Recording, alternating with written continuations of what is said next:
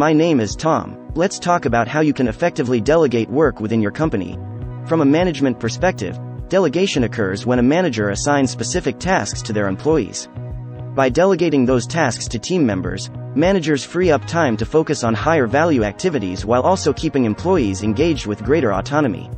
Not every task can be delegated. For example, performance reviews or any personnel matters should be handled by you. After all, hiring the right talent and knowing each employee's strengths and weaknesses will ultimately make you better at assigning deliverables and transferring responsibility to the appropriate team members. Listen and observe. Learn the traits, values, and characteristics of those who will perform well when you delegate to them. That means give the work to people who deliver, not the people who are the least busy. This requires hiring people with the right skills, not the least expensive or friends and family. Every employee should have goals they're working toward, and within those goals are opportunities to delegate. For example, maybe you have a direct report who wants to gain management experience. Is there an intern they could start supervising, or a well-defined project they can own the execution of? The type of work you delegate could factor into their professional development plan.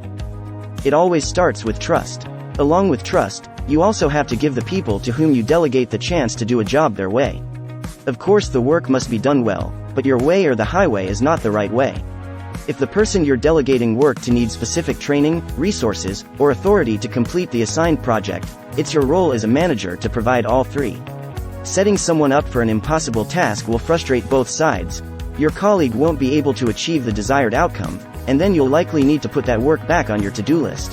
You might be tempted to refrain from delegating certain tasks knowing that you can get them done faster, but be patient with your employees. Think back to the first time you completed a specific task early on in your career. You probably weren't as efficient as you are now. Your time management skills have improved. If the task wasn't completed as assigned, don't be afraid to offer constructive criticism. Your employees can take this feedback and make changes the next time a similar task is assigned. On the other hand, remember to provide positive feedback and show your appreciation when a task was done well. To ensure you're delegating effectively, you'll also want to ask your team for any feedback that they can give you. Ask your employees if you provided clear instructions and determine if there's anything you can do to better delegate in the future. Establish a specific deadline at the beginning, with milestones. In this way you can check up on progress before the final deadline. Managers who fail to delegate responsibility in addition to specific tasks eventually find themselves reporting to their subordinates and doing some of the work, rather than vice versa. Finally, every entrepreneur needs to set aside their fear of delegating. Don't forget to like and subscribe to Profit Brain.